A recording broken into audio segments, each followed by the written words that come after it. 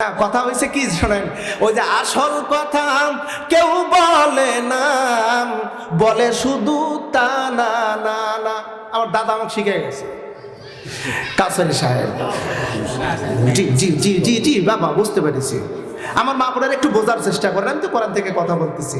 ইবাদত হলো 10 প্রকার। ইবাদত প্রথমত 2 ভাগে বিভক্ত, একটা হলো আল্লাহর ইবাদত আর একটা হলো আল্লাহর সৃষ্টিকুলের ইবাদত। আসল মূল পয়েন্টে, ইবাদত মূলত 2 ভাগে বিভক্ত। যখন কয় ভাগে, একটু জবান খুলে বলতে হবে, কয় ভাগে? একটা হলো আল্লাহর ইবাদত আর একটা হলো আল্লাহর সৃষ্টিকুলের ইবাদত। হকুল্লাহ, হকুল ইবাদত, আল্লাহর হক, আল্লাহর সৃষ্টিকুলের হক।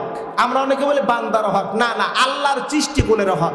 আল্লাহর ইবাদত 10 প্রকার, আল্লাহর সৃষ্টিকুলের ইবাদত 10 প্রকার। আল্লাহর ইবাদত গুলো কি কি? যেমন নামাজ, রোজা, হজ, যাকাত, পর্দা, পুশিতে, দান, সদকা, এটা হলো আল্লাহর ইবাদত। আর আল্লাহর সৃষ্টিকুলের ইবাদত কি? মুআমালা, মুআশারা, অর্থাৎ বান্দার সাথে আচার আচরণ। আল্লাহর সৃষ্টিকুলের সাথে আচার আচরণ, ব্যবহার, এটা হলো আল্লাহর সৃষ্টিকুলের ইবাদত। আল্লাহর ইবাদতের ত্রুটি হলে আল্লাহ ইচ্ছা করলে মাফ করে দিতে পারেন, কিন্তু আল্লাহর সৃষ্টিকুলের ইবাদতের যদি ত্রুটি হয় আল্লাহ মাফ করবে না। কথাটা ভালো করে বুঝবেন। মূলত ইবাদত হলো 2 ভাগে বিভক্ত। আল্লাহর ইবাদত 10 প্রকার, আল্লাহর সৃষ্টিকুলের ইবাদত 10 প্রকার। এই আল্লাহর সৃষ্টিকুলের 10 প্রকার ইবাদতের মধ্যে 1 প্রকারের ইবাদত হলো আপনি কার সাথে, মানব জাতির সাথে কার সাথে কেমন আচরণ করবেন। যেমন পিতামাতার সাথে কেমন আচরণ, সন্তানের সাথে কেমন আচরণ, স্ত্রীর সাথে কেমন আচরণ, আপনার প্রতিবেশীর সাথে কেমন আচরণ, আপনার যিনি লিডার, নেতা, তার সাথে কেমন আচরণ, আপনার যারা অধীনস্থ মানে যারা কর্মী তাদের সাথে কেমন আচরণ। এই আচরণগুলোকে 1 প্রকার বলা হয়েছে। যেমন কয় প্রকার?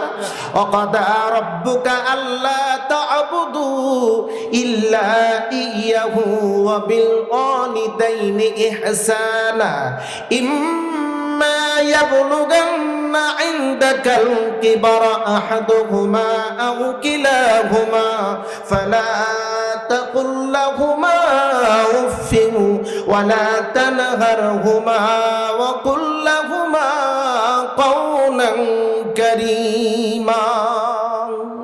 এখানে আল্লাহর সৃষ্টিকুলের ইবাদত সম্পৃক্ত একটি আয়াত সুস্পষ্টভাবে উল্লেখিত। আল্লাহ পাক বলছে, হে বান্দা, আমার ইবাদত করতে হবে, আমার ইবাদত ছাড়া আর কারোর ইবাদত করা যাবে না। পরের ধাপে আল্লাহ পাক বলতেছেন, তোমার পিতামাতার সাথে ভালো আচরণ করো, ভালো ব্যবহার করো। এটা হলো আল্লাহর সৃষ্টিকুলের ইবাদতের 1 নাম্বার। 1 নাম্বারকে আবার 10 প্রকারে বিভক্ত করা হয়েছে। 1 নাম্বারের 10 প্রকারের মধ্যে 1 প্রকার, পিতামাতার সাথে ভালো আচরণ করো। যদি ভালো আচরণ করো তাহলে তোমার রব খুশি হবে। হাদিস শরীফের মধ্যে আসছে, বাবা মা খুশি তো আল্লাহ খুশি। সন্তানের প্রতি বাবা মা খুশি তো আল্লাহ খুশি। বাবা মা যদি খুশি থাকে সন্তানের জন্য সিরাতুল মুস্তাকিম, আর সিরাতুল মুস্তাকিমের শেষ বর্ডার হলো আল্লাহর জান্নাত। সুবহানাল্লাহ।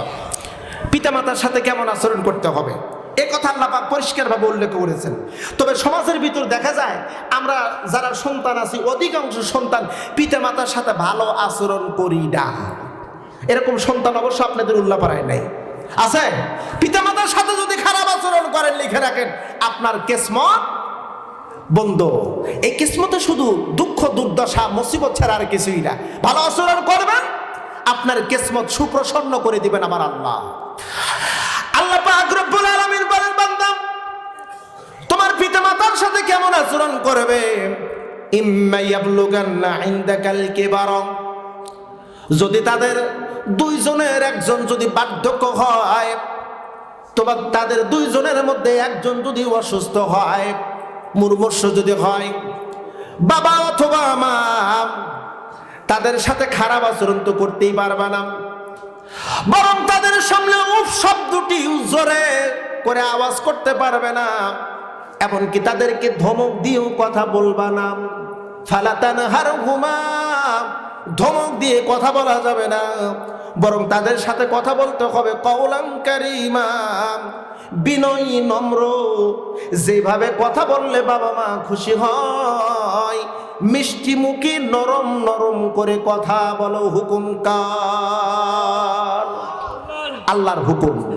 বাবা মার সাথে কেমন আচরণ করবেন এটা আল্লাহ পাক শিক্ষা দিয়ে দিলেন।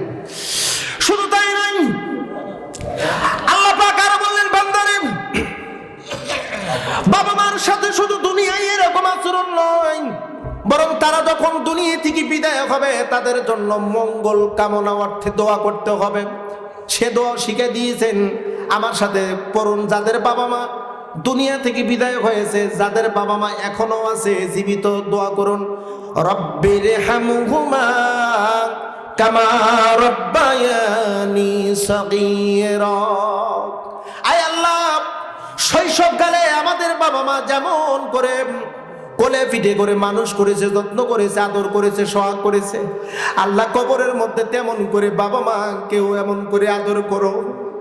বাবা মাকে এমন করে তোমার রহমতের চাদর দিয়ে বেষ্টন করে জড়ায় ধরে রাখো। তার মানে হলো তাদের জন্য দোয়া হলো, আল্লাহ বাবা মার কবর তুমি জান্নাতের টুকরায় পরিণত করে দাও। অপ্রিয় বন্ধু, বাবা মা কত বড় নিয়ামত। যারা হারিয়েছে তারা কেবল জানে বাবা মা হারানোর কি যন্ত্রণা।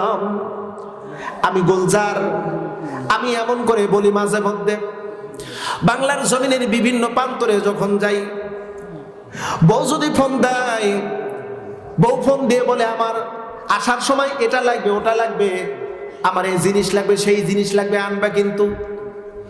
যদি না আনি, ঘটনাক্রমে কোনো একদিন বউ বাচ্চার চেহারার দিকে তাকাইলে মনে হচ্ছে অমাবস্যার রাত মনে হয় মুখের উপর ঝাপসে পড়ছে। এরকম হয় না ভাই?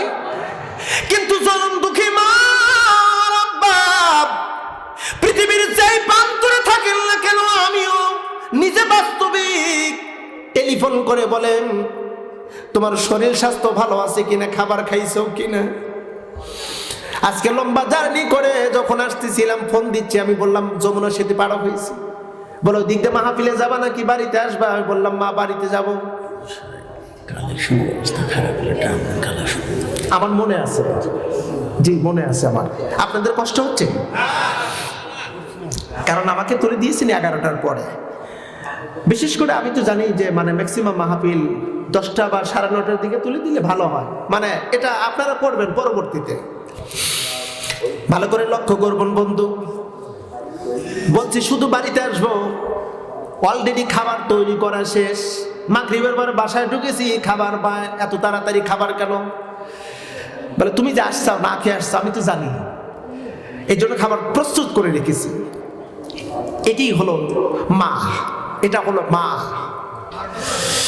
এ মুসলমান, যদিও বিশ্বনবী বলেছেন বাবা মা যদি তোমার পক্ষে দোয়া করি তোমার কিসমত খুলে যাবে।